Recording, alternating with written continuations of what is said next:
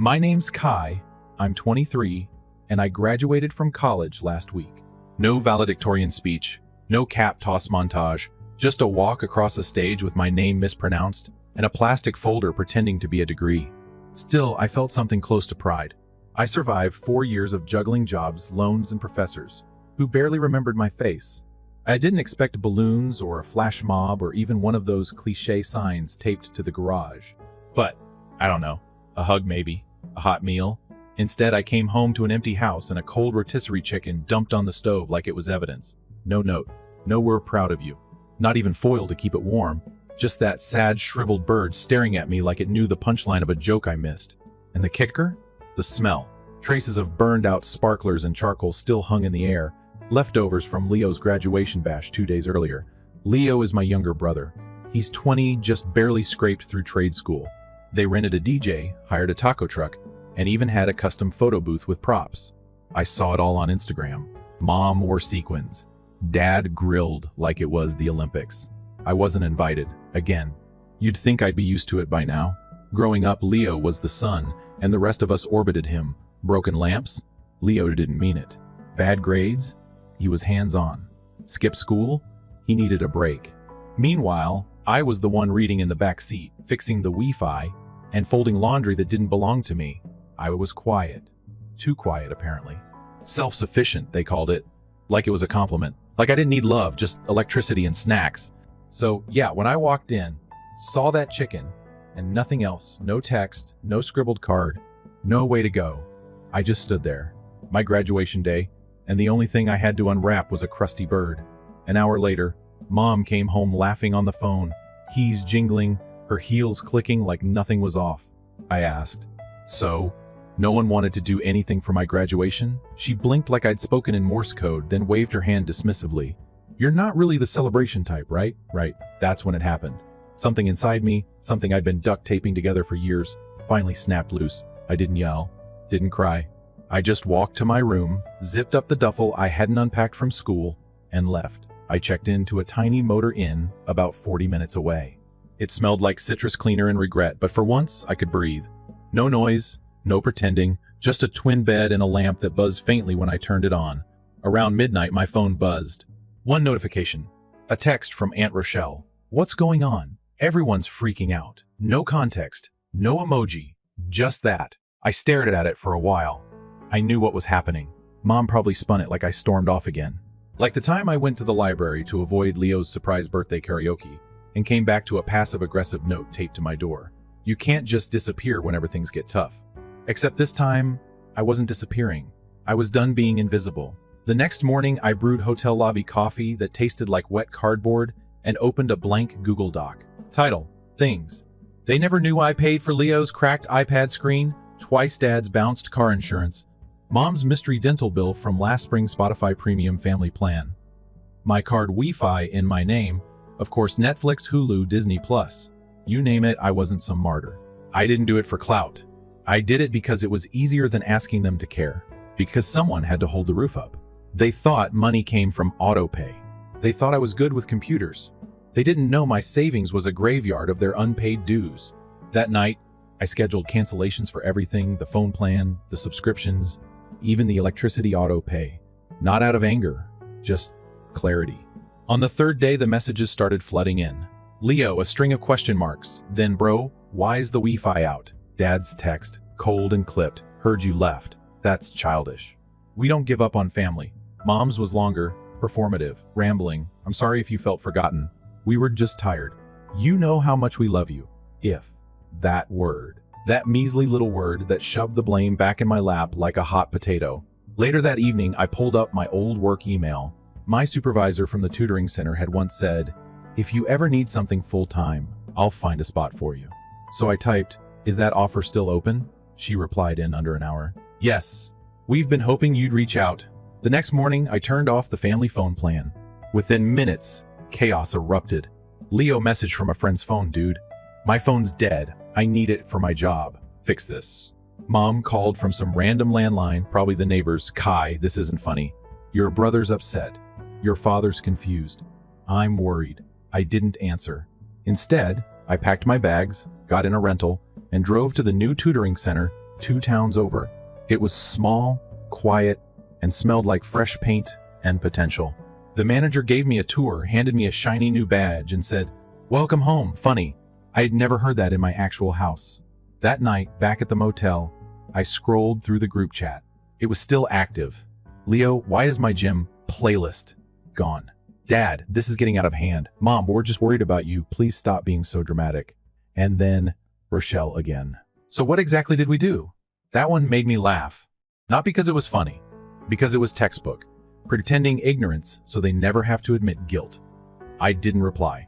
I didn't owe them a syllabus on how to treat people like humans, but I did open a new file, exit plan final, not because I was running, but because I was done staying stuck. I didn't sleep much that night. Even with the fresh start on the horizon, I felt this quiet, relentless buzz under my skin, like my body hadn't caught up with my decision yet. I kept checking my email, half expecting someone from my family to say something real. Not another vague guilt trip, not another half apology dressed as concern, just one honest sentence. But nothing came. Not from Mom, not from Dad, not even from Leo. And I started to realize something I'd never let myself believe before. They weren't shocked that I left. They were shocked that I stopped coming back. The next morning, I signed the lease on a small studio above a bookstore. It wasn't fancy. It didn't have granite countertops or a balcony with a view, but it had light, big windows, a kitchen I didn't share with 6 other people, and more importantly, it had peace.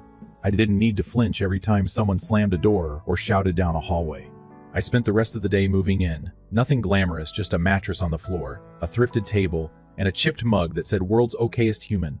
I liked it. It felt honest. That night, I lit a candle and sat cross-legged on the floor with a takeout container of noodles, watching cars crawl by outside my window. And for the first time in years, I didn't feel like I was holding my breath. I felt still, steady.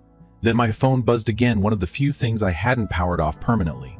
This time it wasn't Mom or Dad or even Leo. It was a message from the landlord of the house we grew up in, addressed to me. Subject line, urgent. Final notice. I opened it, heart already bracing. It was exactly what I thought it would be. Apparently, the last 2 months of rent had gone unpaid. The long-term lease was in danger of default. My parents, as it turned out, had no idea how much I'd been covering behind the scenes. For 2 years, I'd quietly made up the difference every time they fell short, justifying it to myself as temporary. I'd tell myself, just until Mom's side gig picks up, just until Dad's hours get steady again. But the truth is, I kept paying because I knew no one else would. And deep down, I didn't want to watch them sink. It's strange. Even when people hurt you, there's this part of you that wants to protect them from the consequences of their own behavior. But that part of me was finally quiet now. I didn't respond to the landlord. It wasn't my problem anymore. Within hours, the fallout hit. Leo texted me using someone else's phone again. "What the hell is going on? Did you stop paying the bills?" That was it. No hi, no context, just blame straight out of the gate. I didn't reply. An hour later, Dad left a voicemail. His voice was sharp, clipped, like he was trying to keep from yelling. "You're acting like a child. You don't just walk away from your family when things get hard." I almost laughed. Not because it was funny, but because he genuinely believed that they were the ones having a hard time. Like I hadn't been the one keeping the lights on. Like I hadn't gone without, so they could keep pretending everything was fine. And then came Mom's email. Subject line, "Talk to us." The body was long, rambling, full of emotional landmines. "We never meant to hurt you. You've always been so strong. I thought you didn't want a party." Every line was carefully worded to sound harmless, but they all had the same undertone. "You misunderstood. This is your fault for feeling too much." She ended it with, "Please talk to your brother. He's really struggling without you." That part got me, not because I missed him, but because I realized that to them, I was never just a person, I was a function, a fixer, a buffer, an extension cord they kept plugging into their broken lives. So I sat there in my new apartment, surrounded by boxes and silence, and I made a decision. I was going to build something that didn't need their approval. I reached out to the manager at the tutoring center and confirmed the job offer. She was ecstatic. Said she'd been holding the spot just in case I said yes. 2 days later, I was sitting in my own office, my name printed on a little plaque outside the door. I'd never seen my name displayed like that before. Not on a bedroom door, not on a trophy, not even on a birthday cake. But here, it felt earned. And every time I looked at it, I remembered that this version of me, the one who chose himself, was worth rooting for. I threw myself into the job. I mentored students. ran workshops, helped teens pass classes they'd given up on. And little by little, I felt something I hadn't felt in years. Useful. Not used useful. That difference matters. Meanwhile, the messages from my family kept coming. First came the guilt trips, then the emotional manipulation, and finally, the blame. You've changed. You're being cruel. You're punishing us for not being perfect. It was like they were spinning a wheel, hoping one strategy would make me come back, but nothing landed. Not anymore. Eventually, Aunt Rochelle texted again. They're not doing well. Your mom cries every day. Your dad's depressed. Just talk to them. I stared at the message for a long time. Then I typed back. I came home after graduating college to a cold chicken and an empty house. But yeah, I'm the one being dramatic. She didn't respond. 1 week passed. Then another. The messages slowed down. Maybe they realized I wasn't going to fold this time. Maybe they thought giving me space would make me crawl back. But I wasn't angry anymore. I wasn't plotting revenge. I wasn't waiting for an apology. I was just done explaining myself. Done earning love that should have been unconditional. One morning, I went down to the local cafe across the street from the tutoring center. The barista knew my name by now. She even remembered my order, oat milk latte, extra hot. She smiled like I belonged. I took my drink, walked to the park, and sat under a tree with a notebook. And for the first time in years, I didn't feel like I had to prove I existed. I didn't feel like I had to carry anyone to be worth keeping. That same afternoon, I got a letter, a real one, stamped and handwritten, from Leo. I opened it slowly, unsure of what I was about to read. Inside was a picture of us when we were kids sitting on the porch with popsicles, grinning like idiots. The note said, I didn't realize what you were carrying. I get it now. I'm sorry. That was it. No excuses. No justifications. Just a sentence that actually meant something. I didn't text him back. I didn't run home. But I didn't throw it away either. I pinned the photo to my corkboard, not as an invitation but as proof. Proof that maybe finally someone saw me. Maybe not the whole family. Maybe not enough to fix everything. But one step is still a start. I didn't need a parade. I just needed one person to stop pretending I was invisible. That night, I walked home, took off my shoes, and turned off my phone.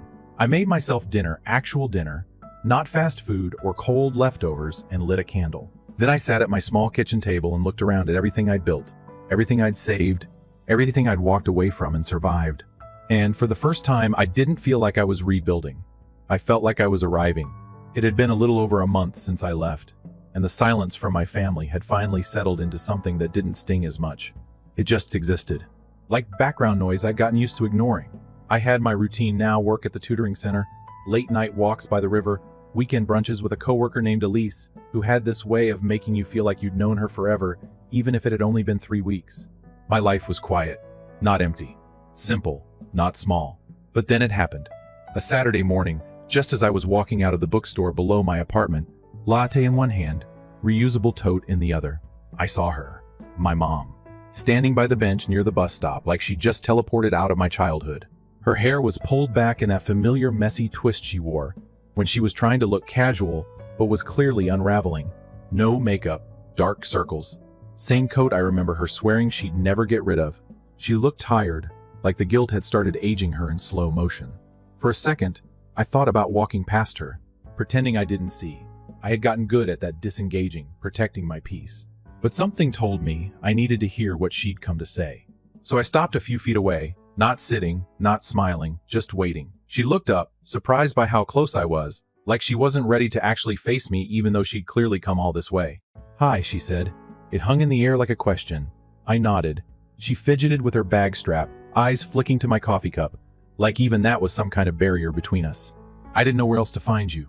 You blocked everyone. You found me anyway," I said. My voice didn't sound angry. It just sounded tired. Hers cracked a little when she spoke again.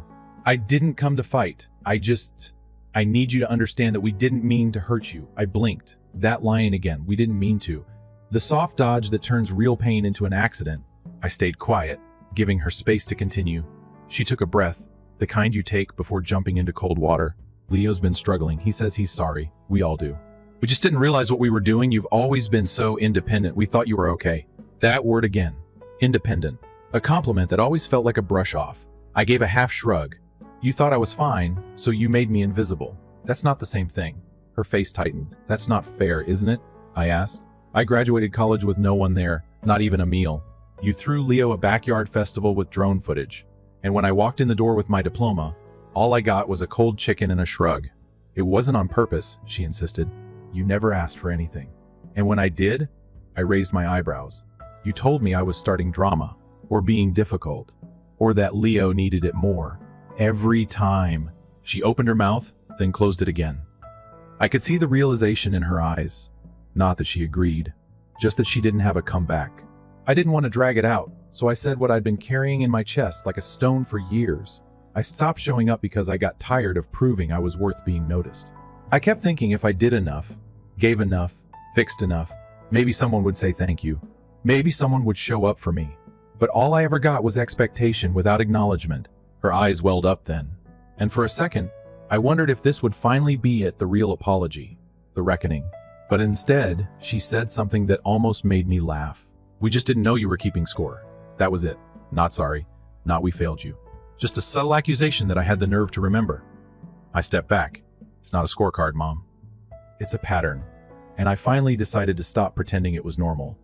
She reached for my arm then, but I shifted. Kai, please. Your dad, he's not taking this well. And Leo, he lost his job when his phone line went dead. He's been couch surfing. We're just trying to hold it together. I let out a slow breath. You're not asking me to come home. You're asking me to fix things. Again, she didn't deny it. And that was my answer. I walked away. I didn't yell. Didn't storm off. I just turned and kept walking until her figure was small in the reflection of the coffee shop window. Back in my apartment, I sat on the floor and let the quiet wrap around me. The guilt came knocking like it always did, whispering maybe you're being too harsh. Maybe they really didn't know. But I'd learned that guilt often disguises itself as love when people don't want to be accountable. The next week at work, we had a community night, parents, students, some of the board. We set up tables with snacks and DIY science kits. I gave a short talk about tutoring techniques and small victories. I kept it light, but personal. About halfway through, I noticed a woman standing near the back. My mom. Again, she must have found the center through LinkedIn or email or maybe one of her friends. I didn't panic. I didn't freeze. I just nodded at her once, then turned back to the group. After the event ended, she approached me. This time, no excuses. No monologue. Just a quiet, you're good at this. They listen to you. I nodded. Yeah, because I listened to them too. Her eyes flickered, but she didn't cry. Maybe she knew that wouldn't work here. I just wanted to see who you became, she said. I didn't realize how much we missed. I waited for the usual pivot, the plea. But it didn't come. She just stood there, small and unsure. Can I take you to lunch? She asked. For a long second, I considered it. Not because I wanted to forgive her right away, but because I didn't want to carry the weight of refusing every single time. So I said, one lunch. That's it. No fixing, no guilt. Just food and honesty. She agreed. We met at a cafe 2 days later. She listened more than she talked. I didn't unload everything, but I told her enough. About the bills. About the silence. About the years I spent wondering what I did wrong. She apologized. Really apologized. Not perfectly, not dramatically, but finally, with no qualifiers. I didn't protect you like I should have, she said. And I leaned on you more than I ever admitted. I'm sorry. I didn't cry. I didn't forgive her entirely. But something in me softened, just a little. Not for her, but for myself. Because I deserved to stop carrying all that bitterness like armor. After lunch, we parted ways. She didn't ask to see me again right away. She didn't push. And that, oddly enough, made me more willing to try. That night, Elise and I went to a poetry open mic. She read something about ghosts that weren't dead, just memories we stopped feeding. I felt that in my chest. Like family can haunt you even when they're alive, especially when they're alive. As I walked home later, I thought about all the versions of me my family had never met. The me who danced when no one was watching. The me who loved spreadsheets and jazz. The me who got nervous before interviews and proud after helping a kid pass algebra. They'd never asked about any of those parts, but I had. I'd gotten to know them, nurtured them, protected them, and now I was finally starting to live for them. The parts of me that didn't need permission or applause. Just space, just breath. And for the first time, I wasn't just surviving the distance, I was learning to grow inside it. It had been 2 weeks since that lunch with my mom, and I still hadn't decided how I felt about it. Part of me appreciated the silence afterward. No texts, no guilt trips, no surprise appearances. Another part of me kept waiting for the catch, the emotional whiplash that always seemed to follow when she acted soft. But this time, the silence felt different. It didn't feel like absence. It felt like space. The kind you give someone when you're actually trying to respect them. I didn't let my guard down completely, not yet. But I stopped bracing for another ambush. At work, Things were steady. My team was growing. I was mentoring a kid named Ryan who reminded me of myself: quiet, observant, always watching the room before speaking. He struggled in math, but not because he didn't understand it. He struggled because no one ever believed he could. The way he lit up when I told him he was smart hit me harder than I expected. It made me think of all the times I'd waited to hear the same thing and never did. One afternoon, I stayed late, after a parent-teacher session. Everyone else had gone home. The building was dim and calm, the kind of quiet that doesn't press on your ears. I was packing up when I saw the notification on my laptop. A new email, no subject line, no name. Just an anonymous account and a single attachment. I hovered over it, suspicious, but curiosity won. I clicked. It was a voicemail file. Old school. Rough audio. My stomach tightened. I hit play. It was Leo. Not yelling, not demanding, just tired. His voice cracked in a way I hadn't heard since we were kids. I know you probably won't listen to this, but I didn't know where else to put it. Mom says you've been doing good. I'm glad. I really am. I know I was a jerk. Most of the time I didn't even see it. I just thought, you had it all figured out. Like you were the one who never needed anything. And I got used to that. We all did. But I think you were drowning quietly, and I didn't want to notice. Or maybe I did, and I just didn't want to feel guilty about it. Either way, I'm sorry. Not just for the phone stuff. Not just the party. For everything. I stared at the screen long after it stopped playing. My first instinct was to close the laptop and forget it. But something about his voice, raw, unpolished, like he hadn't rehearsed it, made me pause. He hadn't sent it through Mom. He hadn't filtered it through anyone else. Just him. No backup dancers. And that made it feel real. Still, I didn't respond right away. I needed time to sit with it. I needed to decide if acknowledging it meant opening a door I wasn't sure I wanted unlocked again. A few days passed. The air turned colder. Mornings came with mist on the windows. I found myself walking slower to work, taking the long route just to watch the trees shift colors. It was during one of those walks that I saw Dad. He was standing outside the tutoring center, hands in his pockets, face drawn, hair grayer than I remembered. He looked smaller somehow, or maybe I had just gotten bigger. I didn't stop. I didn't even slow down. But he caught my eye and nodded once. Not a plea, not a command, just a gesture that said, I see you. It wasn't enough, but it was something. Later that day, Elise and I went to a local bookshop that hosted poetry readings once a month. I wasn't planning on reading anything, but she nudged me until I caved. So I stood up and read a piece I wrote about invisible labor, about the weight of being the strong one, the reliable one, the one who fixes everything quietly while everyone else gets the credit. When I looked up, I saw a few people nodding. One woman in the back wiped her eye, and that, somehow, hit harder than any applause could. Afterward, Elise squeezed my arm and said, "They saw you." And I realized maybe that's all I ever really wanted. Not praise, not a parade, just to be seen clearly without having to burn myself out for it. That night I sat in my apartment with the window cracked open, listening to the city breathe. I thought about Leo's voicemail again. Not just the words, but the voice, the hesitations. The way he said he was sorry like it actually cost him something. I pulled out my phone, hit record, and started speaking. No script, no edit. "Hey, I got your message. Thanks for saying it. I don't know what happens next. I'm not ready to come home, and I don't know if I ever will be. But I heard you, and I believe you meant it. That's more than I expected, so thank you." I sent it to the same anonymous email. I didn't expect a reply. That wasn't the point. Sometimes the only way forward is letting go of the outcome and just saying what needs to be said. The next week, my mom sent a package to the tutoring center. I opened it cautiously, unsure what I'd find. Inside was a box of old photos, me as a kid building Lego castles, reading under a blanket, presenting a science project no one remembered. On top was a note in her handwriting. "I should have told you back then. You were always extraordinary. I just didn't know how to show it. I'm still learning. If you ever feel ready, there's a seat at the table. And if not, I understand. Just know I see you now, all of you. I didn't cry. But my chest ached in that deep, stretched way that only happens when something shifts quietly inside you. Not broken, just realigned." I took the photos home and pinned one above my desk, the one of me reading with a flashlight. A reminder that even when no one saw me, I was still shining. Later that month, the tutoring center nominated me for a regional educator award. I didn't win, but they read my name out loud at the ceremony. And everyone clapped like it mattered. Because it did. Because I mattered. As fall deepened, I noticed I wasn't checking my phone as much. I wasn't replaying old conversations or bracing for another emotional ambush. I had started living forward instead of backward. I still hadn't visited the old house. I still hadn't made plans to spend the holidays with them. And maybe I never would. But I didn't hate them. Not anymore. I just didn't owe them my exhaustion to prove I loved them. Some days I thought about writing a longer letter to Leo, telling him more. Letting him know that forgiveness isn't a light switch, but maybe we were finally walking in the same direction. Other days I let the silence stretch, because that too was a kind of honesty.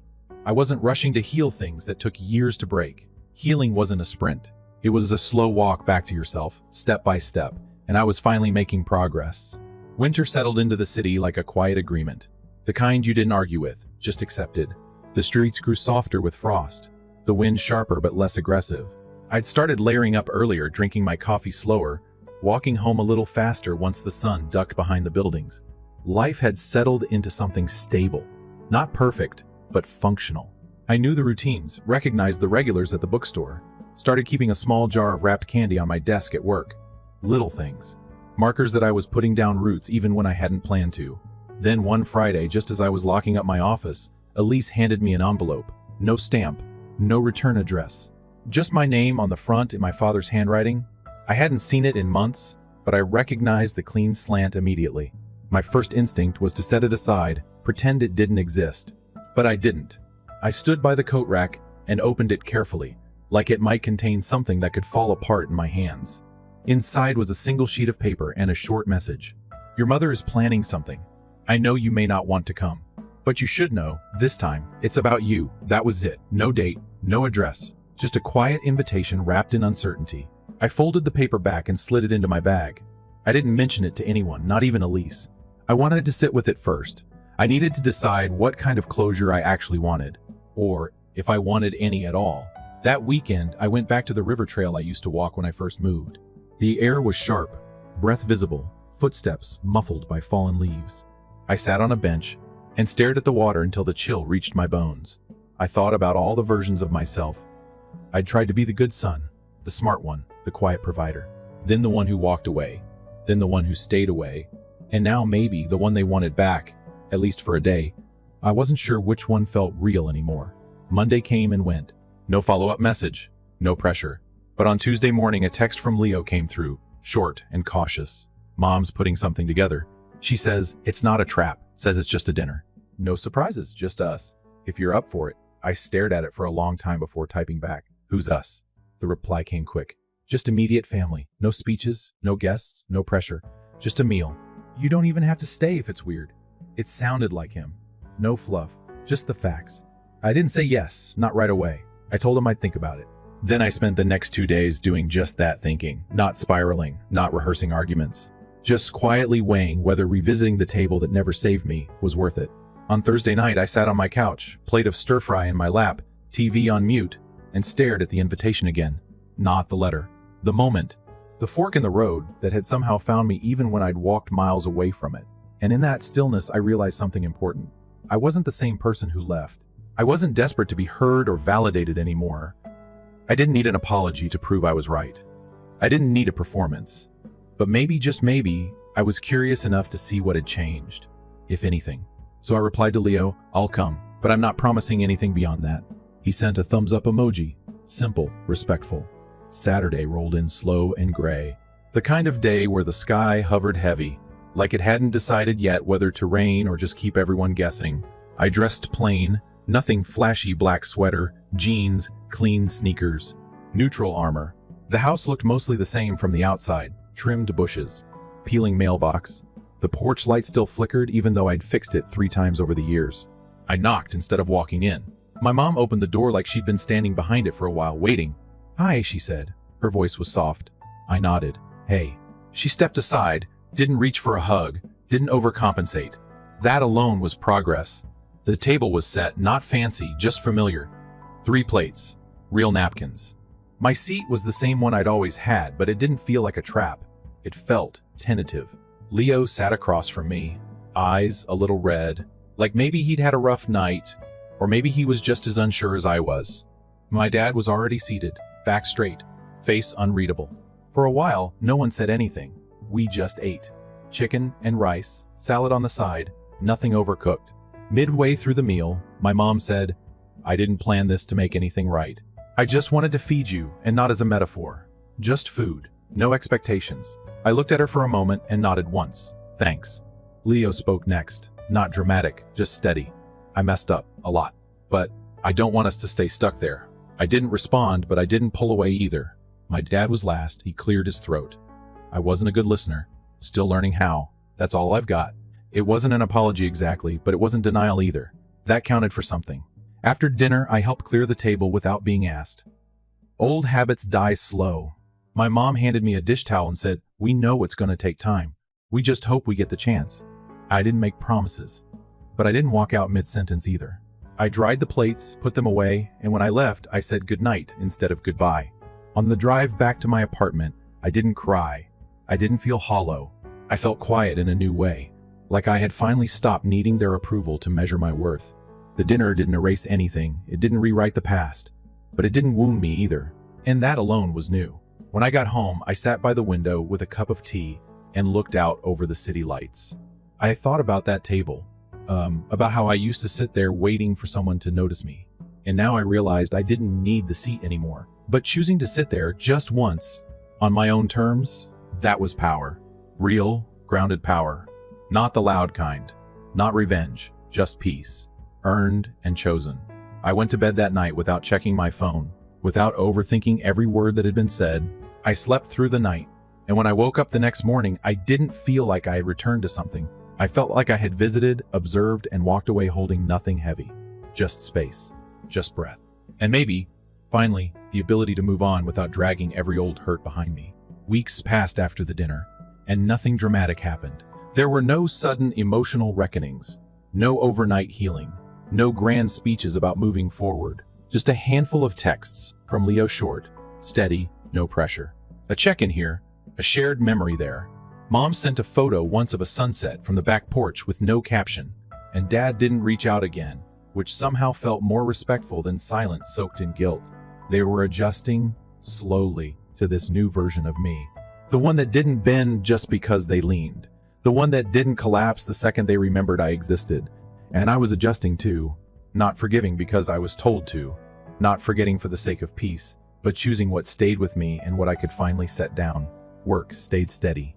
Ryan, the kid I'd been mentoring, passed his math midterm and gave me a fist bump on the way out that almost made me cry. Elise got promoted to assistant director and brought in celebratory donuts with little gold sprinkles, which felt like the right kind of fancy. I found myself laughing more. Not performative, not polite. Just genuine laughter at dumb jokes and shared moments. And one night, after we all closed up the center, I stayed behind and opened a blank document, not to write another list of what I'd done for others, not to catalog the invisible weight I used to carry, but to write something else, my own story. Not the version shaped by who ignored me or who failed me, but the one I had built myself, line by line. I titled the document "Leaving Isn't Betrayal," and just beneath it I wrote, "Sometimes walking away is the bravest version of staying true." I didn't write it for them. I wrote it for the kid I used to be. The one who sat at the dinner table hoping someone would ask how school was. The one who paid the bills while pretending it didn't sting to be called dramatic. The one who waited to be seen, and finally realized he could open his own eyes and see himself. That same week I got a birthday card in the mail. No return address, but I recognized Leo's handwriting. Inside was a Polaroid photo taped to the corner, me and him, side by side at a park, from when we were maybe 10. He'd scribbled on the back, "You didn't stop being my brother when you left. You just started being yours first. Proud of you." I held that card in my hands for a long time, not because I needed the validation, but because it reminded me of something easy to forget sometimes. The people who hurt you aren't always the ones who hate you.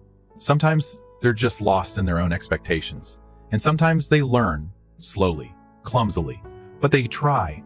I didn't rush to reply. I didn't send a matching card or a long emotional message.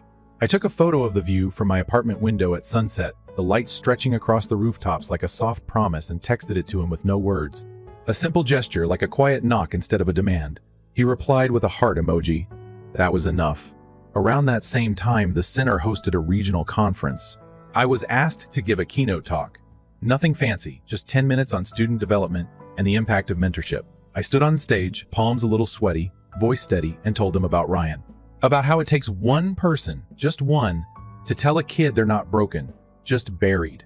When I finished, a teacher from another town approached me and said, "You speak like someone who's seen both sides of that coin." I nodded and said, "I have." Later that night, I walked home with a sense of closure that didn't need a bow. It wasn't about revenge or making anyone pay. It wasn't about erasing the past. It was about honoring the path I had taken, not the one I was handed. The next day I received an email from the landlord of my family's old house. I braced for bad news, but it wasn't that. It was confirmation that my parents had finally taken over the full rent. On their own. No backdated credits. No hidden subsidies. Just ownership. Literal and symbolic. I forwarded the email to Mom with a simple message. Glad to see you're standing on your own. She replied, took us a while. Thank you for the part you played. There were no dramatic reunions after that. No sudden reinvention of the family dynamic. We didn't become a Hallmark movie. But the air felt different now. Lighter, clearer, boundaries respected instead of tested. Affection given, not extracted. I still didn't visit often. Maybe a call once in a while. Maybe a shared article from Mom or a meme from Leo. That wasn't enough for me. Healing doesn't always end in a group hug. Sometimes it's just learning how to walk past the place that broke you and not feel the need to pick up the pieces anymore. Sometimes it's just looking in the mirror and not hearing their voices louder than your own. On my next birthday, I invited a few coworkers over. Elise made her signature sangria, and one of our interns baked cupcakes from scratch. No one brought a banner. No one made a speech. But when they sang off key and lit a sparkler in a mini cheesecake because they knew I hated regular candles, I laughed and actually meant it. I looked around and realized that I wasn't missing a family. I had built one, carefully, intentionally. Not perfect, but chosen. I cleaned up slowly after everyone left, barefoot, music playing low, lights dimmed just right. I poured a cup of tea, sat at my desk, and reopened that document I'd started months ago. This time I finished it. I ended with a sentence I never thought I'd be able to write and actually believe. I am no longer waiting to be seen. I am already here. When I hit save, it didn't feel like an ending. It felt like a beginning that finally belonged to me. Not the version they edited. Not the draft I kept revising just to be liked. But the one I wrote freely. The one that didn't need approval to exist. A week later I printed it. One copy, bound in soft paper. I wrote a note on the inside cover that said, "For the boy who thought love meant silence." Then I slid it onto my bookshelf next to the titles that taught me to feel. I didn't post about it. Didn't tell anyone, because not every victory needs an audience. Some just need to be lived. And when I turned out the lights that night, I didn't feel unfinished. I felt whole. Story 2. Kevin is my name. Up until around 2 years ago, I was 27. I continued to have faith that my family would change their mind and view me as more than the easy scapegoat they had shaped me into. However, you can't expect people to change just because you want them to. The only thing left to do is to stop hoping and begin remembering who you are when they double down. I was the eldest of 3 children growing up. Then came the golden kid, Rachel, and the unintentional caboose, Eric, who was too young to have any influence on family affairs. It most likely appeared that we were near from the outside. Behind the scenes, I was supposed to clean up everyone's filth, even though there were family vacation pictures, kind Facebook remarks, and the typical digital facade. I spent all of my money to assist Rachel, keep it a secret so she wouldn't lose her internship after she smashed her car while she was a college student. I covertly paid the power bill after Mom failed to pay it for 3 consecutive months, blaming it on Eric's video game playing. Thank you, but no. You're only meant to give your family a vague well and a head tilt, right? For years I continued to do it. Every favor, each and every dime, every bit of emotional work. One did it without resistance. I believed that if I continued to show up, they could eventually perceive me as someone of whom they might be proud. Last November, that illusion was destroyed. It was supposed to be a typical afternoon. Brandon, Rachel's longtime partner, just proposed to Rachel. He always seemed to me to be one of those innocuously uninteresting sorts, although we weren't close. He shouted stuff like killer spread misses while wearing both shoes to Thanksgiving. You see? Nevertheless, I was very delighted for her. I hoped that this would be the turning point for us all. I congratulated her by SMS. I offered to assist in any way I could, and as a wedding present, I even offered to pay for their honeymoon. I didn't give it much thought when she gave me a half-hearted check in response. Then, 2 weeks ago, while I was finishing up at work, my mother called. I'm still not sure if she intended for the poison in her voice to come through, or whether she truly didn't mind that I heard it. Don't even consider attending the wedding. Before I could say hi, she snapped. We won't allow you to spoil Rachel's day, which she deserves to have the best possible start. For a moment I remained silent as I tried to understand what she was saying. I had no intention of giving a speech or doing anything ostentatious. All I intended to do was come there, give appropriate claps, and perhaps give a few folks hugs. Destroy it? How? Slowly, I asked. When she tried to hide something unpleasant, she always employed that sickly sweet tone in her voice. Kevin, the part has never really fit you. I assume you are aware of it. You constantly dress as though you're attending a bad job interview. It's also unsettling the way you loiter around it. You're not welcome in the pictures, Rachel. To be honest, I agree with her when she asks me to inform you. For a moment, I was unable to breathe. My ears seemed to be ringing. Over the years, I had gone above and above for them. All the work to be helpful. I was now being informed that I didn't even merit a seat at the wedding, and that, by merely being there, I had somehow damaged their idyllic little family image. In the distance, I could hear Rachel chuckling dismissively, as if this whole situation were an inside joke. But let him know he may send a present. She yelled. He is still capable of that. I didn't speak louder, I didn't shout or stand up for myself. I simply grinned. I used to offer my employer the same smile when he attempted to dump his job on me. The one who claims you don't know what I'm gonna do. Yes, I replied in a casual tone. I get it. Without saying another word, she hung up. In 5 seconds, I reverted the $4,200 transfer back into my pocket by opening my laptop and logging into the joint account I had created for the honeymoon present. I sent my mother a text message with a little caption after taking a screenshot of the reversal. I don't want to do any damage. I know she saw it, but she didn't respond. She obsessively reads messages all the time. This is where they truly don't know. I made a covert investment in a chain of mid-tier venues that were having trouble recovering from the epidemic last year. Rachel boasted about scheduling one of them on Instagram, and it just so happened to be the same spot. Lakeview Ridge, the one with the expensive brunch menu and the large white gazebo. I checked my emails twice as soon as I saw it in her article. Yes, it was included in our portfolio. Not only did I own a portion of it, but I also had the authority to approve all major events that took place there, including weddings. Initially, I thought of canceling the reservation right away and watching them panic. However, that seemed too simple and too fast. It would not be felt by them. It would be incomprehensible to them. I wish they had a bit more time to wallow in their own self-satisfaction. I asked them to share their debates about the seating plan, their dress fittings, and their countdown stories. I wanted a couple more times for them to laugh behind my back. I've been observing and waiting patiently instead. I called the Lakeview Ridge event planner a couple times in private to inquire about any worries or problems about the Carsons' wedding reservation. The contract is flawless. I can assure you of that, with the exception of one little provision tucked away in the fine print. 10 days before to the event, full payment is needed. Otherwise, the reservation is deemed forfeited rather than postponed. Not delayed, refused. 12 days remain till the wedding. Furthermore, no last payment has been made as of this morning. There was nothing I needed to accomplish yet. Simply wait. Observe. Allow them to continue ignoring me. As a burden, they would want to be cropped out of the photos. Allow them to continue grinning for the camera. They have no idea that the one person they thought was unworthy of standing next to them lay the floor on which they are standing. Once the money was no longer given to them in quiet, it was remarkable how fast people forgot where it originated from. Since that phone conversation, neither Rachel nor my mother had spoken to me. Not even a little bit. As a peace offering, perhaps you might attend the rehearsal dinner. Nothing. Just smugness and stillness. That's the problem with quiet, though. You can hear anything they don't say out thanks to it. I did something I hadn't done in a long time during the following several days, living my life without them. I went back to the gym, cleaned my apartment. For once, I took myself out to supper. Requests for favors and urgent money transfers weren't flooding my phone. It was quiet, calm in the sense that it is earned, similar to the quiet before a managed storm. However, I received a message from Amy, the venue planner, 5 days before to the wedding. During her years at Lakeview Ridge, she witnessed more family breakdowns than a therapist. She is calm, attentive, and a bit too perceptive for her own good. Although her communication was brief and kind, the underlying meaning was quite obvious. Kevin, hello. I wanted to check in. The last payment has still not been made by the Carson party. 2 reminders have gone unanswered. Tell me how you wish to approach it. I gave her a call back that afternoon and we discussed it because the deadline is approaching. I spoke in a professional yet informal tone.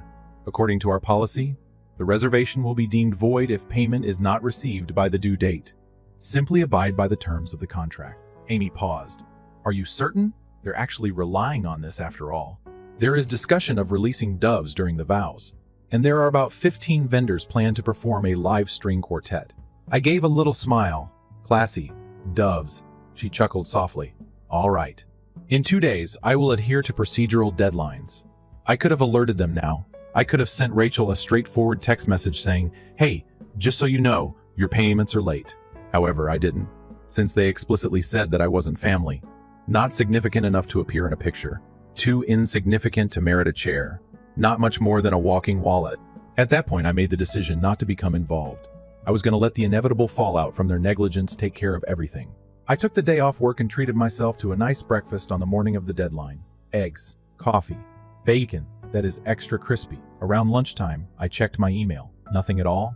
No money. Not a message. Hail Mary, no. We forgot. Oh God. Radio silence.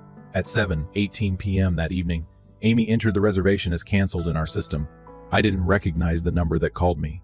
I let the voicemail go. 30 seconds later, one more call. The same figure.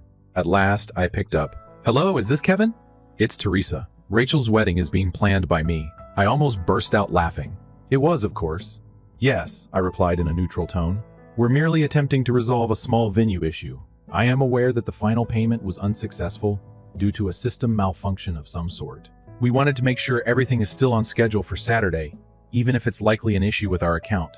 I reclined in my chair and looked up at the ceiling. There is no system fault. Last night, the payment deadline passed. The reservation is now open, quiet. Her breathing and the muted sound of an argument in the background were audible to me. Then she spoke again, anxious and thin. However, you must be able to create an exception, right? This is something that only comes along once in a lifetime. The bride has already received her dress. Visitors are arriving via plane, Teresa. I gently interrupted. I get it, but the contract is what it is. They ought to have made the payment on schedule if they wanted it locked in. We have sent out plenty of reminders. She trailed off with a weak voice, stammering a little. I will speak with Rachel. Less than an hour later, there was another call. It was Mom this time. Kevin. She let out a bark. No salutations. What's happening at the location? Rachel is crying. They claimed that you were the reason the reservation was canceled. I arched an eyebrow. Me? Nothing was canceled by me. The cutoff time is gone. The organizer occurred to be someone I knew. You knew, yet you remained silent. You allowed this to occur. I allowed what transpired. Do you mean I didn't cover for your error once more? A little stillness fell. Her voice then became icy. Is your hatred of your sister truly so great? No. I spoke clearly and slowly. I finally made the decision to stop allowing you guys to treat me like a throwaway object. I removed myself from the photograph because you thought I would taint it. You must always put yourself first, she spat. No, I repeated, this time more quietly. Did you?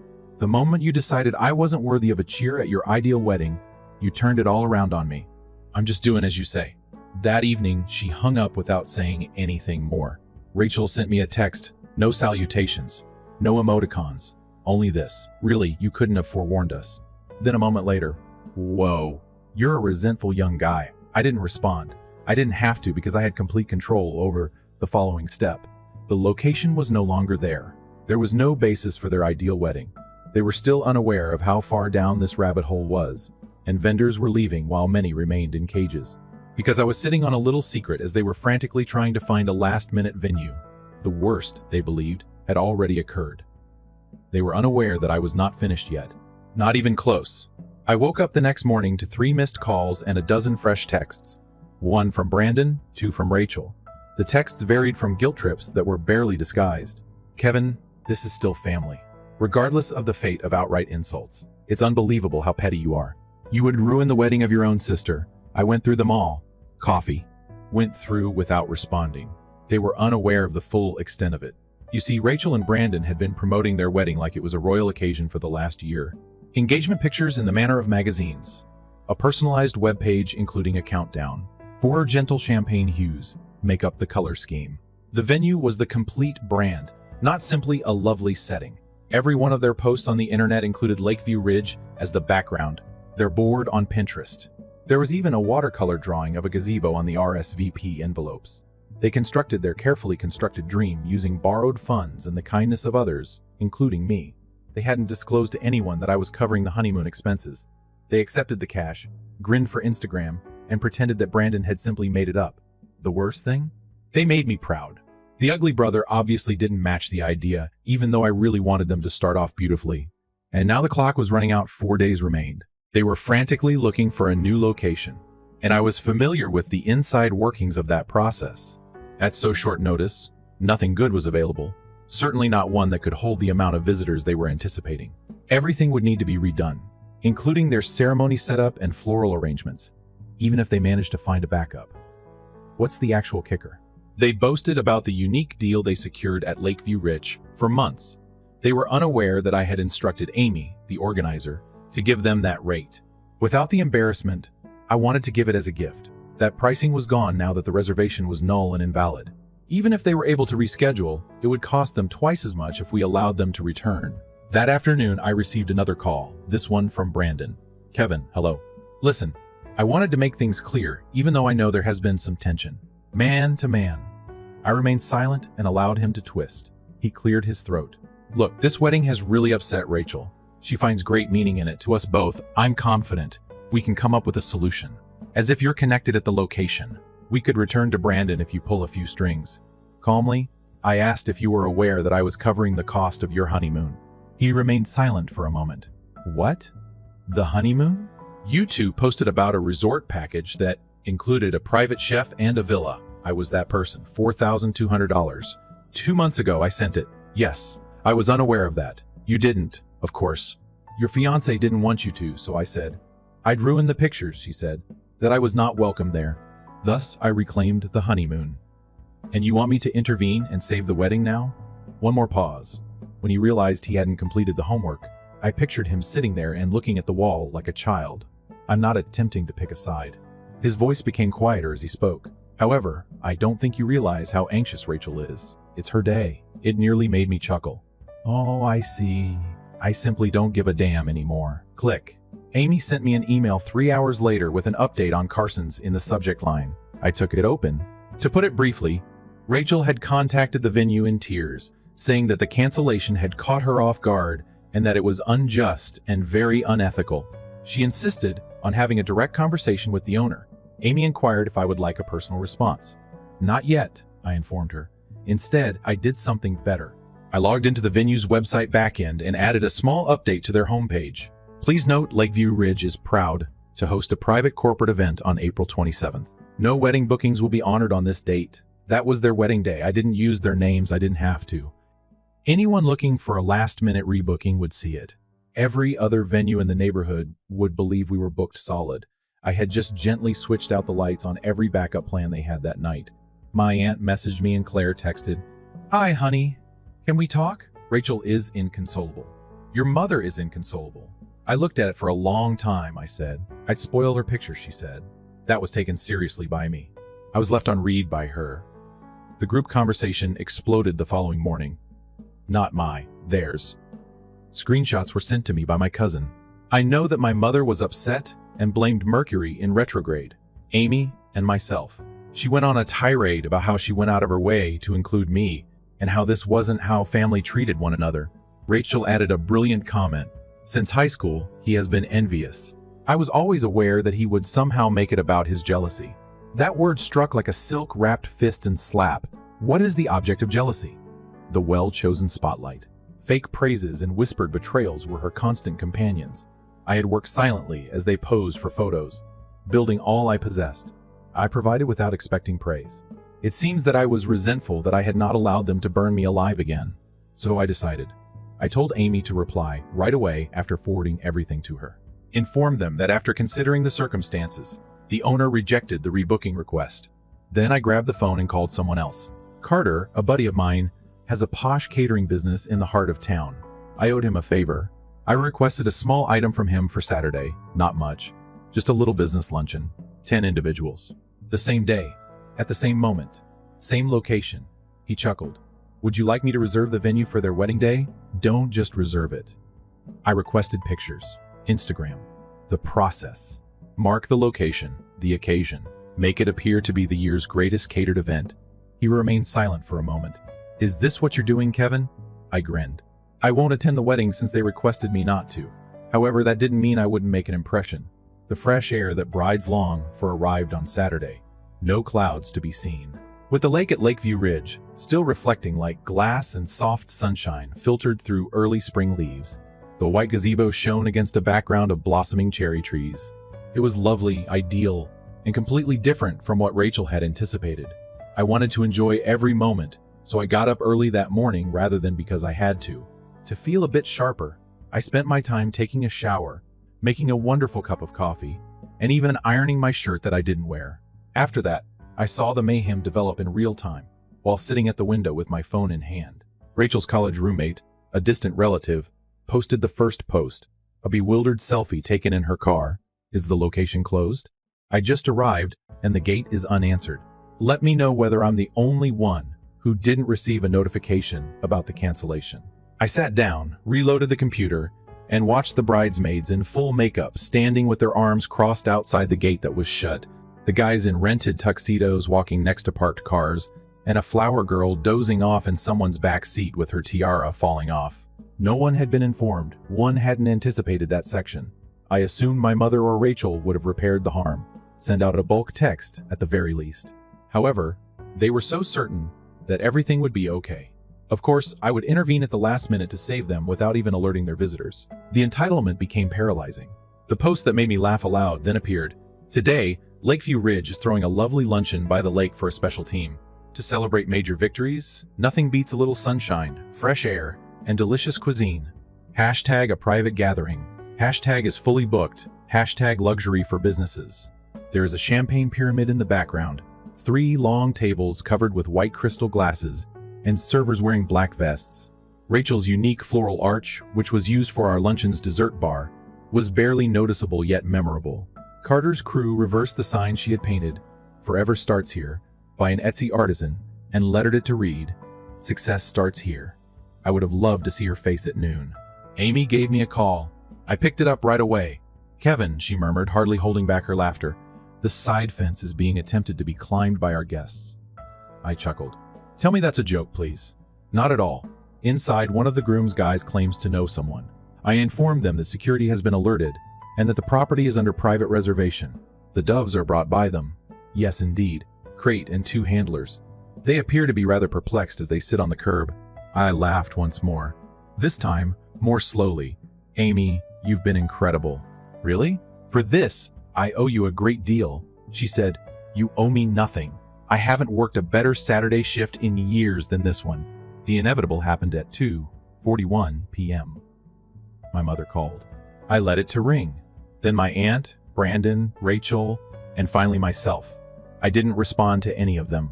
Rather, I clicked on the group text that I was still in without speaking, despite the fact that they penned just 2 sentences and ceased tagging me months ago. "You're welcome." I then ended the conversation. My younger brother Eric, the only family member who had ever regarded me like a real person, called me that evening. The wedding was not attended by him. The day after I took out the honeymoon monies, he gave me a call. "If they're going to pretend you don't exist, say so. I'm not trying to make them seem like saints." He remained silent out of deference. However, it was clear from his voice that he had had enough. He didn't say much. "Eric, I noticed the posts. I am at a loss for words. But you have my admiration. It was necessary to humble them. Tomorrow I'll give you a call." And I felt it for once. Not only relief, not just pride, finalization. Because this is the problem. Individuals like Rachel, similar to my mom, their universe is based on appearances, seating charts, dress fits, perceptions, and the stories they will share over a drink in 5 years. I provided them more than simply a wedding gone wrong. It was a broken delusion. Her clothing was so beautiful that no one would ever recall. They would recall spending 2 hours in high heels outside a secured location. The doves that never flew would be in their memory. While the wedding guests stood in the parking lot, a business team was fed brunch. The queries were murmured. How come they didn't pay?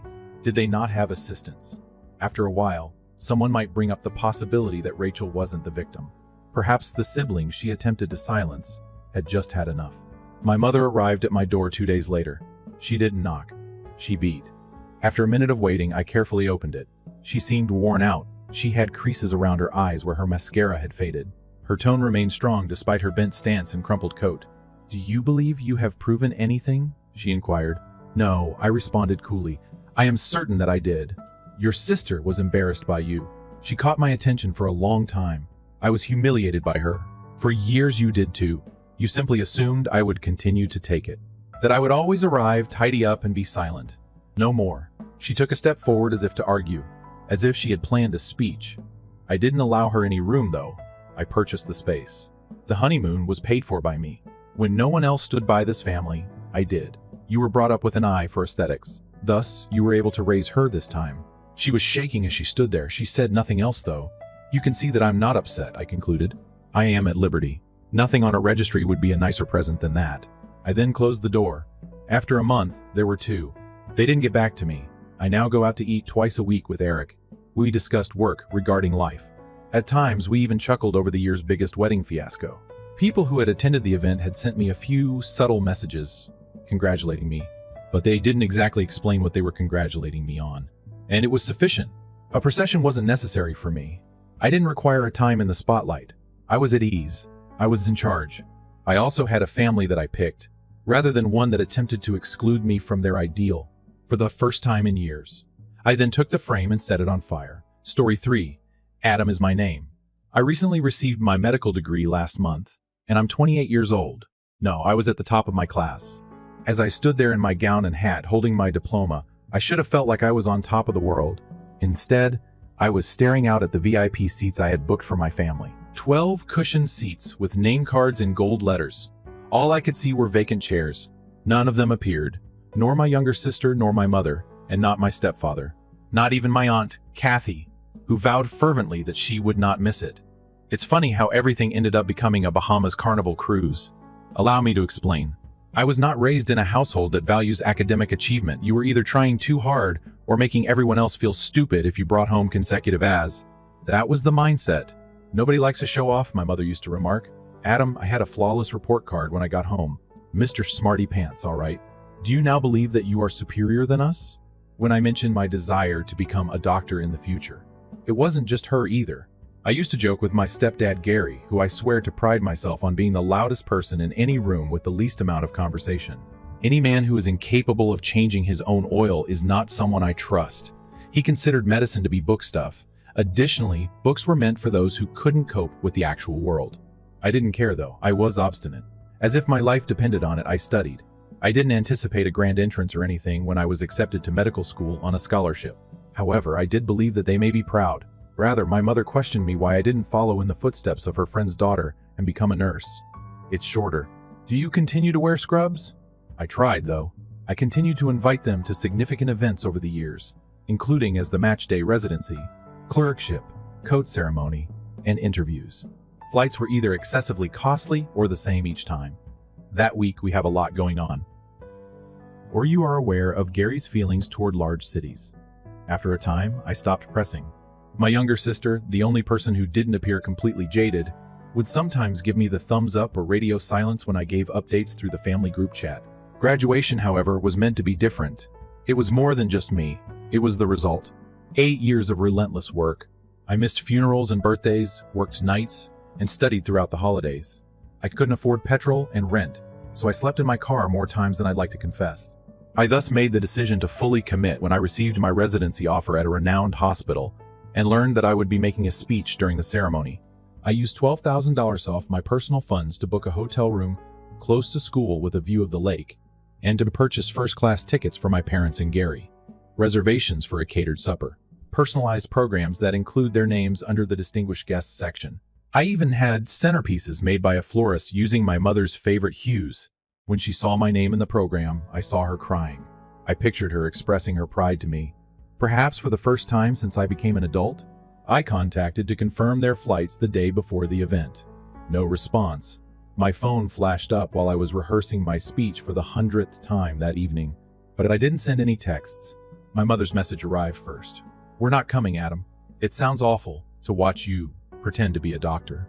Instead, we reserved a cruise. Savor your time of deception. Next was Aunt Kathy's, the woman who once compared me to her kid. We'd want to be at a noteworthy location. Those things are uninteresting, you know. No hesitation, no apologies. I simply gazed at my screen. The brilliance began to burn for so long. I refrained from crying. I refrained from screaming. My phone wasn't thrown. I only sat there, silently breaking something inside of me as I blinked at what they said. I stepped on stage and delivered my speech the next morning. Clapping was heard. I grinned, but my gaze kept returning to those seats in the front row. Those lovely seats with velvet upholstery and names of individuals who obviously didn't think I was worth the trip. People who had tried to make me smaller than they were throughout my whole life.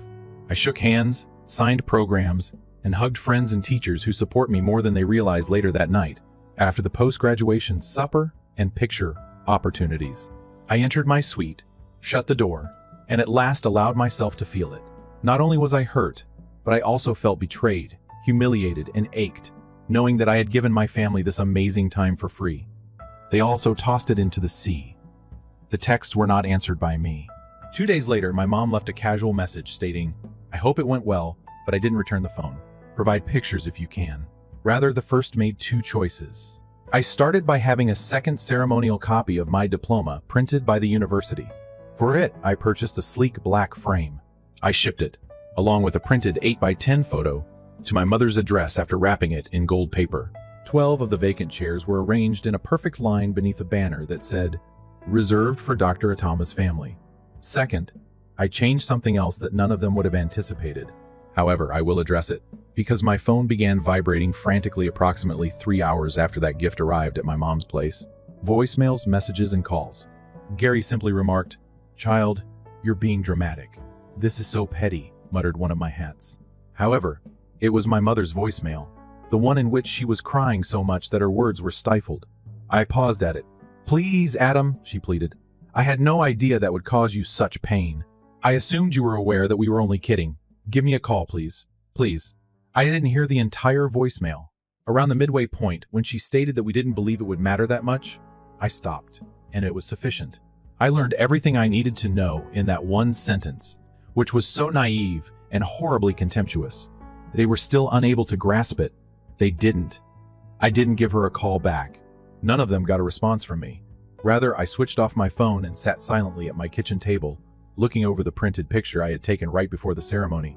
It showed 12 empty chairs in a perfect row, with their names still like a punchline glued to the backrest. I opened my laptop at that point, signed into my bank account, and began making adjustments. You see, part of the reason I was able to purchase first-class tickets for them all, at the very least, it was due to a small bequest that my grandmother had given me. I was in my second year of medical school when she passed away. She wasn't rich. Not by much, but when I reached 18, Mom handed me $60,000 in a joint account that was added to my name. "Don't squander this on bills or other frivolities," she would often tell me. "When the timing is appropriate, use it to accomplish something important," and I had used it infrequently throughout the previous 2 years. During my first hospital rotation, a tiny amount helped pay for some of my rent. An additional portion was used for interview flights. However, I preserved the most of it, with the intention of using it for something significant that I could use to create. My aim was to operate a small clinic in underprivileged regions, perhaps conducting alternating weeks in communities with lesser incomes. The beginnings were there, but not much yet. My grandmother had originally planned to divide the estate 3 ways between my mom, my aunt, and myself, but my family was unaware of this. However, a year before to her passing, my mother subtly modified it after witnessing how she handled me on a holiday visit. Not a drama. She just changed the paperwork, took their names off, and let me handle everything. "You are the only person I trust to handle it well," she remarked. "They'll just squander it." This is where the twist lies. She mistakenly believed she still had access to the account, because it was opened jointly with my mother when I was a teenager. She had really been telling folks for months that we would finally redesign the kitchen after Adam became a doctor. Before learning from my cousin that my mom and Gary had planned a contractor visit for the week of my graduation, I didn't give it much thought. The contractor never arrived. Why? Because I moved all of the money from that account into a new one that was just in my name once I returned from graduation. I permanently closed the previous one. I then gave some of the remaining funds to the clinic I intend to work at in the future just for peace of mind. I sent them a message along with my graduation picture and name. I reasoned that I should at least utilize the aftermath to aid someone else who needed a win, even if I couldn't convince my family to celebrate my accomplishment. It was not long before the phone calls resumed. They weren't merely depressed this time, they were upset. Enraged, the first person to phone me shouting was even Gary. "Your mother told you that. Since you were a child, her name has been on it. The family was supposed to get that money." I didn't flinch at all.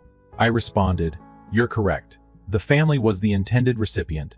I assume, however, that you valued a cruise over the family member who made it possible." Then Click entered Kathy's room. Her voice was harsh with incredulity when she left a voicemail. Are you aware of what you have done? Your mom is inconsolable. That wasn't the portion we thought it was. They all said it again and again.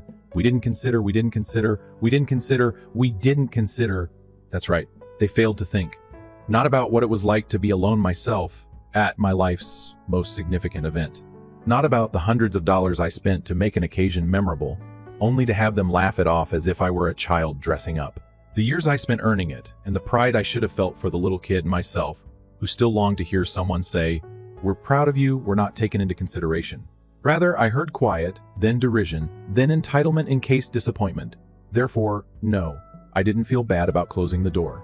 I didn't regret giving the diploma and the picture of their seats, but I also didn't regret changing the beneficiary on all of my accounts, legal documents, and medical records as the third and last action I took. Contacts for emergencies, the entire transaction. I gave another name. My best buddy Marcus, who came across the country, bought his own outfit and showed up to graduation with a poster that read, "Proud of my brother, Dr. Adama," sat up with me during test nights, and conducted practice interviews with me on his days off. The evening following the wedding, I gave him a sealed package and took him out to supper. A copy of the legal documents was within. He gave it a blink. "What is this?" I grinned. "I'm selecting my biological family." You remained silent, just held the envelope while sitting silently. He had some red in his eyes. My mother continued to call throughout the interim, her voice breaking, simultaneously angry and heartbroken. She left one final message. "Do you believe that having money elevates you above us? You believe your origins are erased by your modest degree. Adam, we're still your family, regardless of how far you run." However, she was mistaken. Blood is not family. Who raises you isn't the issue. It's who supports you when you're at your lowest. When you finally have anything to show for it, it's who gives the biggest applause. Most importantly, it's who stays visible while the spotlight is on you. They vanish. So I took a step forward. 2 weeks after graduation, it was a Thursday night when the knock was heard. I had just returned from a meeting for residency orientation. The stethoscope hung around my neck like a statement I no longer needed to make, and I was still wearing my white coat. For the first time in what seemed like months, my apartment was peaceful and smelled of the takeaway I had just unpacked. In fact, I was hoping for a quiet evening by myself. And then there was a knock. Not too loud, not in a desperate situation. Simply exude confidence, as if the person on the opposing side believed they were entitled to be there. My mother was standing there when I partially opened the door. Her cheeks were red from the anger or the wind, and her hair was blown in all directions. Most likely both. Gary stood clumsily on the landing behind her, arms folded, eyes darting around the hall as if security might suddenly burst through the door. I felt sick to my stomach, but I remained motionless. I remained silent. For a brief moment, it seemed as though my mother didn't recognize me when she blinked at me. Perhaps it was the coat, the silence, or the fact that I took my time opening the door, broader than I once was. She cleared her throat back when I was still trying to win her approval. "Can we enter, Adam?" I cocked my head. "Why?" It appeared as though the question itself had offended her. "Because we must speak face to face and in private." I moved into the doorway and completely blocked it. "At graduation 2 weeks ago, we had the opportunity to do that." Gary snorted. "Come on, man. Are you still holding on to that? It's not like we didn't congratulate you." "No," I responded coolly. "You ridiculed me, then prioritized a Caribbean buffet over showing up for your own son." My mother's eyes flared. "That's not fair. You didn't even give us time to explain." I arched an eyebrow. "You sent me a text that said, 'Watching you pretend to be a doctor sounds painful.' What exactly was I supposed to wait for? The punchline?" Gary stepped forward, then his voice rising. "You're being petty. That money wasn't yours to touch. There it is," I muttered, almost smiling. "This isn't about showing up. It's about the inheritance." My mom's lips tightened. "We thought we could use some of it for the remodel. Your grandma would have wanted the family to enjoy it together." "You mean like she enjoyed being iced out by you after she got sick?" I asked, my voice sharp now. "Or how she had to move in with a friend because you didn't want to deal with her medication schedule." My mom flinched. She hadn't expected that. But I wasn't finished. She changed the will because she saw what I didn't. That you only show up when there's something to take. Not to support. Not to encourage. Just to grab what's left. Gary's arms uncrossed, and he stepped forward again. His voice low and angry. "You think you're so righteous, don't you? Just because you got some fancy degree, you think you're above us." I stared him down. "No, I think I finally see you clearly. And I'm done pretending you're anything more than what you've shown yourselves to be." My mom's voice cracked. Adam, please. You're still our son. That's funny. I crossed my arms as I spoke. Because 2 weeks ago you were telling me I was pretending to be a doctor. But now that there's no check coming, I'm suddenly worth a visit. She opened her mouth, but no words came. Just guilt, maybe shame. It flickered in her eyes for a second, but not long enough to matter. I stepped back and closed the door halfway. You flew across the country for this? I said softly, but couldn't make it across the stage for me. That tells me everything I need to know. She stepped forward, almost like she might push the door, but stopped herself. Her voice came out small. Can't we simply begin again? I paused. Then I said, we already did. I just started without you and I closed the door. I refrained from crying. I didn't smile either. I just stood there listening to the silence on the other side until their footsteps finally faded down the hall. The fallout didn't end there, of course. Word got around the family fast.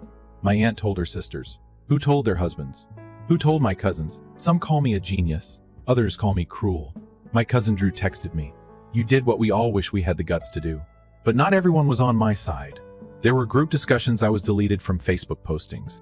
I wasn't labeled in my mom's side of the family. Those who never loved grandmother anyhow started behaving like I'd plundered a hallowed family vault. I got a message from one uncle I hadn't spoken to in 5 years that basically stated, you'll regret this. Blood is blood. But I didn't regret it. I went to work. I donned my white coat with pride. I hung my diploma on the wall. Not the one I mailed my mom, but a new one framed with a photo of me and Marcus beneath it, both grinning like fools in front of the university banner. And I continued constructing. 3 years passed. I finished the most challenging years of my life as a medical resident during that period. Long work days that lasted for 48 hours. Birthdays missed. Holidays missed. Sleep was lost. However, I developed. I provided patients with healing. I grasped the hands of the terrified and the dying. In elevators, I sobbed. At 3 in the morning, I broke rooms and laughed. I can't unsee what I saw. I went on to become a doctor, in spirit as well as title. The sort of doctor who listens before speaking, who doesn't back down, who talks with purpose, and who doesn't flinch. In addition, something else was expanding along with my career. The clinic was the little concept I had sown after graduating. It was more than just a concept now, with the assistance of Marcus and a few kind benefactors I had met during my residency. I started a modest community clinic in the city on the outskirts of a rundown area. It was not ostentatious. Just one story. There are 5 rooms, a volunteer desk, a nurse, and 2 physicians. But we owned it, a location where nobody inquired about your insurance beforehand. Because individuals continued to feel sick beyond 5 p.m., we kept the lights on late. I gave it my grandmother's name, the Devliner Center for Wellness. I always felt rooted when I entered the foyer, where her picture was displayed. I no longer gave my family any thought. Not even avoidance was involved. It was simply tranquility. It's the type you get when you give up on something that never came your way in the first place. However, tranquility is prone to disruption.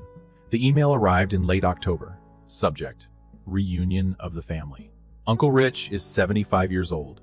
The message started with a cheerful, even though it was sent to a lengthy CC list. Hello everyone, I hope everyone is doing well. We're organizing a unique backyard celebration for Uncle Rich's 75th potluck. It's like that. I nearly removed it on the spot, but then I saw something that had been added almost as an afterthought at the bottom. PSWE, all sincerely hope you arrive, Adam. Too much time has passed. According to your mother, she misses you. My mother did not sign it. My cousin Olivia, the family diplomat, signed it. I didn't respond. A handwritten note arrived at the clinic 2 days later. No address for return. I hadn't seen neat cursive in a long time. I understand that you don't want to hear from me, Adam, and perhaps I have nothing to ask for. However, I would appreciate it if you could find it in your heart to move on and stop talking about the past. Not to debate, only to visit you. Want to see my son once again. I've evolved. I promise. Even if it's late, I'm still your mom. Mom, love. Twice, she emphasized love. I spent a lot of time staring at that word. I folded the letter after that, put it in a drawer after slipping it back inside the envelope. It was more than a year since I had opened. The one from graduation where I saved the picture of the empty seats. I ignored the picture. I simply shut the drawer once again and left. I'm not really sure why. Perhaps out of curiosity, or the want to at last shut a door correctly. Don't slam it, not fastened. Simply shut it. The hall was booked for the reunion. Balloons, inexpensive catering, tablecloths made of plastic. It was just the sort of thing my family cherished. When I got there, the parking lot was already filled. Although it was noisy inside, I felt the autumn breeze pierce the air as I got out of my car wearing a clean button-up shirt and pants. People laughing, children running. Someone had already spilled punch on the present table, and the DJ was playing an oldies mix that was excessively loud. The instant I entered it, people turned. A collective breath was taken, and there was a beat of quiet, as though my presence evoked some long-forgotten family muscle memory. "Adam," someone murmured. I simply gave a courteous nod. Approached the rear wall. Small chat is not why I came. I came to check whether anything was worth saving. Then I caught sight of her. Mom. She appeared older. The edges are softer. Not as well assembled as I recalled.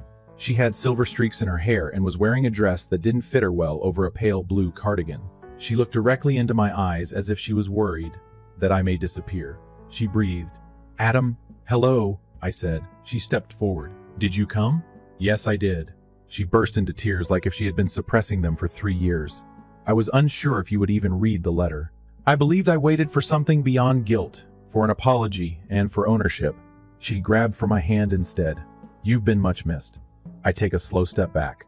"You lost the opportunity to be present when it counted." She winced. I added, "I'm not here to fight. All I wanted was for you to see me, not with malice. Just so you know, even without your help, I'm doing well without the anticipated sum of money. Not for whatever you believed I needed you for." A pause. She dropped her gaze. "I'm worthy of that." "Yes," I stated plainly. "Did you?" I then gave her a little envelope. A folded leaflet about the Evelyn R. Wellness Center was found inside, along with a handwritten message that said, "I stopped waiting for you to be proud of me, in case you ever want to understand what I've been building and why." Her hands were trembling when she accepted it. I didn't stay. I lingered to say hello to Uncle Rich, enough time to demonstrate that I wasn't hiding, that without them I had established roots, that the very stillness they left me in had become something I had constructed. On my way back to my vehicle, behind me, someone yelled out. Marcus was the one. He wasn't invited by me. He simply arrived. Said that he reasoned that I shouldn't have to deal with them alone. "I thought you'd want an exit drink," he remarked, holding out a coffee from our favorite spot. That was the first time I had ever laughed. "Let's go," I said. "In the morning, I have clinic work." I took one more glance in the rearview mirror as we drove off. As the automobile vanished down the street, my mother stood in the hall doorway with a brochure clutched to her chest and locked on. She did not wave. I didn't either. Because not all ends require resolution. All they require is tranquility. And at last I got mine.